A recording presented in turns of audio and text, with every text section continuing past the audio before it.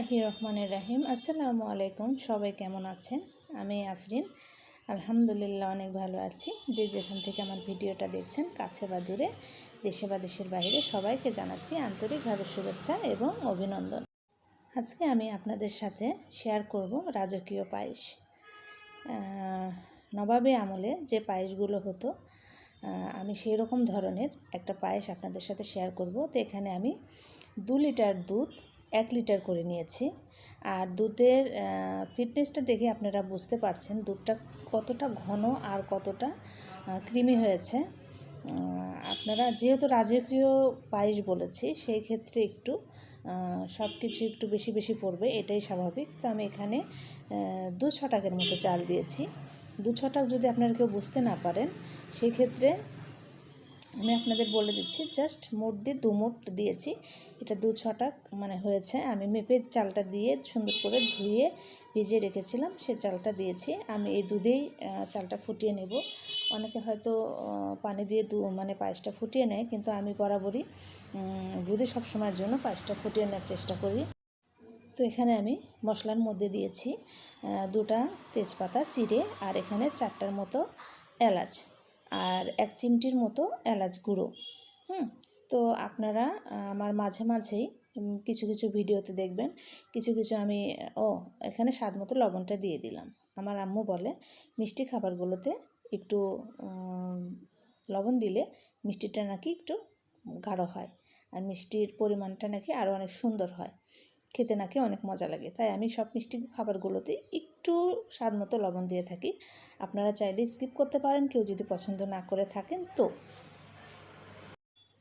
আমার এই পায়েসের রেসিপিটা যদি ভালো লাগে তাহলে একটা লাইক করবেন, একটা কমেন্ট করবেন, আর বেশি বেশি শেয়ার করবেন। আর যদি খুব বেশি ভালো লেগে যায় তাহলে ফ্রেন্ডস অ্যান্ড ফ্যামিলির সাথে শেয়ার করবেন, শেয়ার করতে ভুলবেন না। অবশ্যই আমার চ্যানেলটি সাবস্ক্রাইব করবেন এবং পাশে থাকা বেল আইকনটি বাজিয়ে রাখবেন। তো এখানে আমি কাজু বাদাম দিয়ে দিলাম। আপনারা চাইলে নর্মাল যে বাদামটা সেটা দিতে পারেন। তো এখানে আমি কিশমিশটা দিয়েছি, আর দিয়ে দিলাম এর মধ্যে কাজু বাদাম। আপনারা চাইলে কাঠবাদাম বা ইয়েটা আছে সেটাও দিতে পারেন। তো কাজু বাদাম পায়েসে কাজু বাদামটাই বেশি প্রেফার করে, তাই জন্য আমি দিয়েছি। আপনারা আপনাদের পছন্দ মতো বাদাম এখানে অ্যাড করবেন। আসলে কাঠবাদামটা পায়েসের সাথে যায় না, তো যাই হোক কাজুটাই পায়েসের সাথে যায়। আর যদি হাতের কাছে কাজু বাদাম না থাকে তো নর্মাল যে বাদাম আছে সেগুলো দিয়ে দিতে পারেন, কোনো সমস্যা নেই। তো মাশাআল্লাহ করে আমার চালটা মানে পায়েসের যে চালটা ছিল সেটা ফুটে এসেছে। এখন আমি এর মধ্যে চিনি আর কিছু পাটালি গুড় আর কনডেন্স মিল্ক অ্যাড করব।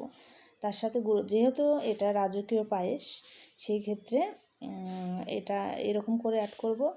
দুঃখের বিষয়, ভিডিওর যে করতে গিয়ে ক্যামেরাটা যে কখন অফ হয়ে গিয়েছিল আমি বুঝতেই পারি নাই। তবে এখানে আমি মানে পায়েসের কালারটা দেখে আপনারা বুঝতে পারবেন যে এই যে খেজুরের গুড়টা আছে সেটা প্রমাণ যে আমি খেজুরের গুড় দিয়েছি।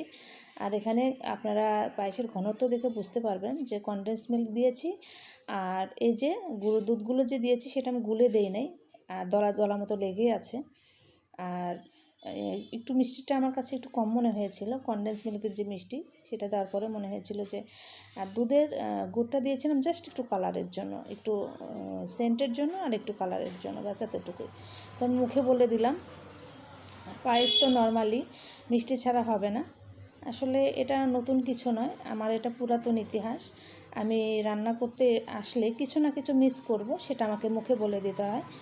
এই দেখেন গুঁড়ো দুধটা এখনও গলেই নেই ভালো করে। তো মাশাআল্লাহ করে আমার পায়েসটা হয়ে গেছে। এই পায়েসটা তৈরি করতে আমার 45 মিনিটের মতো সময় লেগেছে। আর কত ক্রিমি আর কতটা যে মানে স্বাদ হয়েছে আমি আপনাদের বলে বোঝাতে পারবো না। একবার হলেও আপনারা এভাবে পায়েসটা তৈরি করে খাবেন, দেখবেন যে এরকম করে পায়েস খেলে কেমন মানে মজা লাগে। আর প্রতিদিন তো আর আমরা পায়েস খাই না, একদিন খাবো, সেটা একটু মজা করে, সেটা একটু রাজকীয় ভাব নিয়ে খাবো। তো আজকের মতো এখানেই বিদায়। আবার দেখা হবে অন্য কোনো ভিডিওতে, অন্য কোনো রেসিপিতে। সেই পর্যন্ত ভালো থাকবেন, সুস্থ থাকবেন। আল্লাহ হাফেজ, আসসালামু আলাইকুম।